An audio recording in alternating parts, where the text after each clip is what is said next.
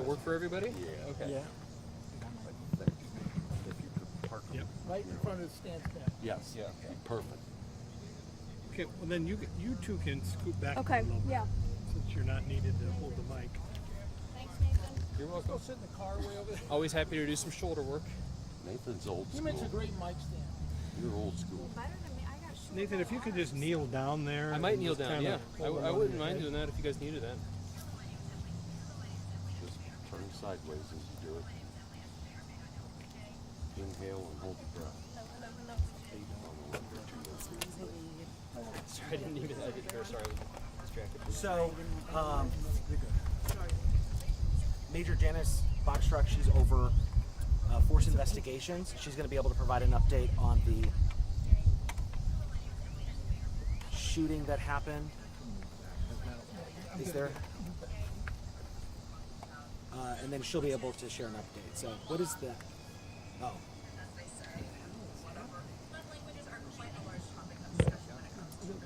He's a Swiftie. No, it's.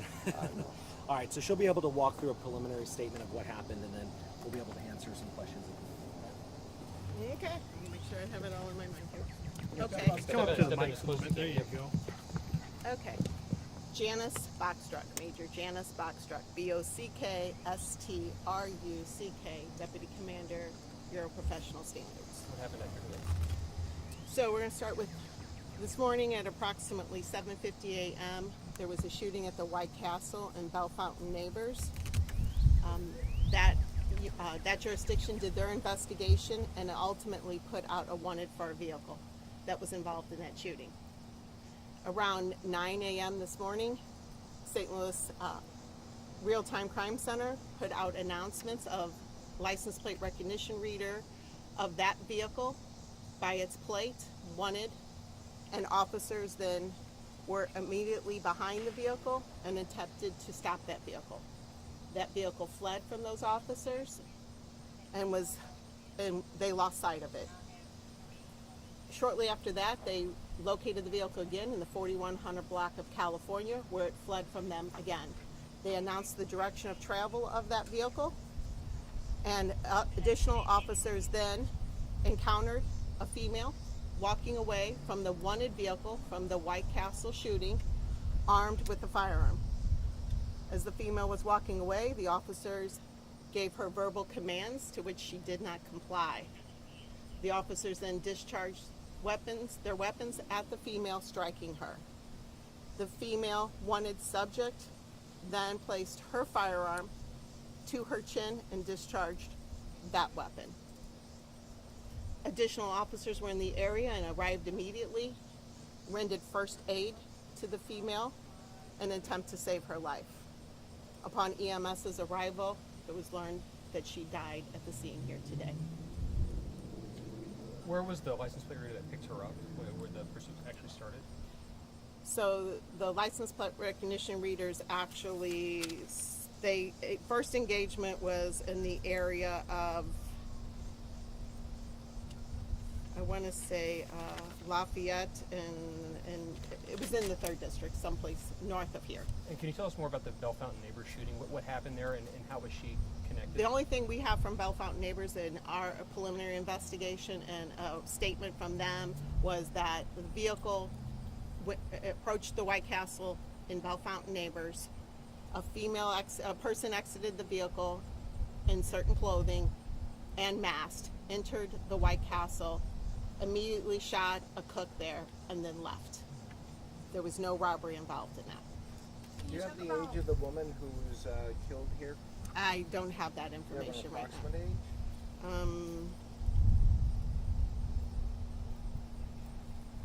20, in her mid-20s maybe. We can confirm she's an adult.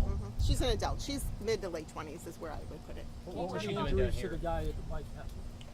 It was a female victim at the White Castle, and those injuries are critical stable at a local hospital being treated. Do we know if there's any relationship between that female? We do not have that information yet. That's a preliminary investigation that will be conducted by Bellefontaine Neighbors Police Jurisdiction. Why did the officers initially draw their weapons on her? Did she have She was walking away from the vehicle armed with a firearm. Did she brandish the firearm in any capacity? That still I haven't been able to go through body-worn cameras or anything else yet. Both officers, all the officers on the scene are equipped with body-worn cameras, and their vehicle is equipped with an in-car camera.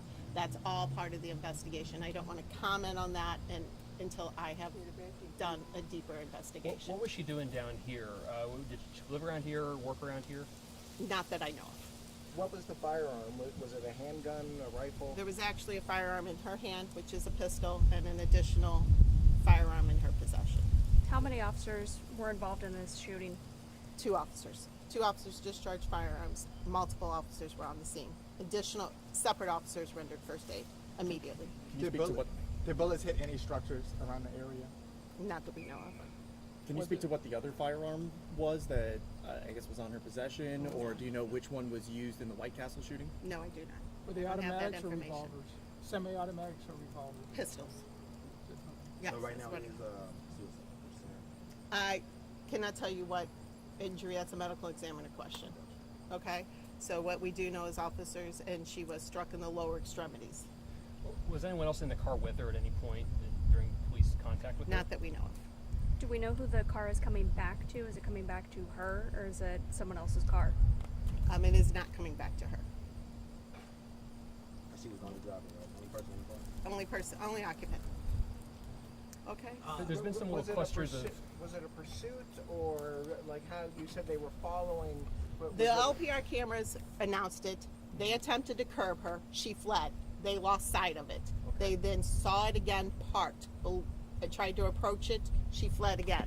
They announced where she was going, and additional officers, different officers, saw her walking away from the vehicle here because they announced the direction she was fleeing. So not a So pursuit? that's not that I know of right now. So what I'm saying is that's an ongoing investigation, but that's the information I have right now. That'll be part of the investigation. And as we wrap up, I just want to take a moment to talk about those license plate readers. It is technology that we've presented on, we've shared with our community on. License plate readers are across the city, and they can be utilized in investigation purposes. In this case, Bell Fountain neighbors notified our agency of a vehicle that was wanted in connection to a shooting. And so we were able to use that license plate, put it into our system, and then it was able to alert officers here throughout the city as that vehicle was passing through different parts of neighborhoods. So it is part of the technology that we use to help bring people or vehicles that are wanted in connections to serious crimes being held accountable. And so that's what happened here today. A lot of this is under investigation. All of it is. You know, the major's going to go back to headquarters. The first thing she can do, I can guarantee it, she's going to be looking at the body-worn camera. She's going to be looking at the in-car cameras. We're going to be going through those officer statements. And then we're going to be able to also work with Bell Fountain, because remember, we have a person who was shot there today. And so we have to make sure that we are working in conjunction with our law enforcement partners and Bell Fountain neighbors to make sure that that their investigation is also being utilized, and we're being a resource for them. Mitch, I wanted to ask you more about the license plate readers, actually. So in Dutchtown specifically, the police department has been doing more with license plate readers and shot spotters. Can you kind of refresh us on some of the things in this neighborhood, in this vicinity, that SLPD has implemented technology-wise? License plate readers are across the city of St. Louis. They are not just in Dutchtown or in specific neighborhoods. They are across the city. I was on my way to work today, and I was hearing this vehicle being broadcast citywide from the LPRs that were being hit. They were in the 3rd district, they were in the 4th district. Obviously that vehicle made its way to the 1st district. And so the Real-Time Crime Center is able to track that vehicle across the city as it's hitting one of those license plate readers. It is an incredible resource when it comes to investigating crime. It's an incredible public safety resource for us when there is a person who is dangerous and there is a vehicle that is potentially being driven by a dangerous person, so we can bring them into custody. And we believe the first license plate recognition reader was around Jefferson and Lafayette. So it is not just in the Dutchtown neighborhood. It was tracked all the way down to here. And I can get information to you guys. We have several hundred license plate readers across the city. License plate readers are utilized quite frequently in police departments across the country. It's nothing new. It is a resource and tool for our officers.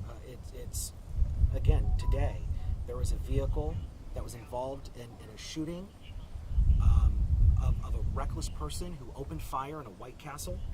and we were able to quickly locate that vehicle wanted, and obviously you have what transpired here today, which is unfortunate. But we have to continue to work with Bell Fountain neighbors to figure out, was the person who was shot and killed by our officers today, was that person involved in the shooting of a White Castle employee? And that's what we have to work on today. We're going to try and get those answers by the end of the day, okay? You know if Thank there's videotape of that at the White Castle? Did they have working security cameras? It's not our investigation.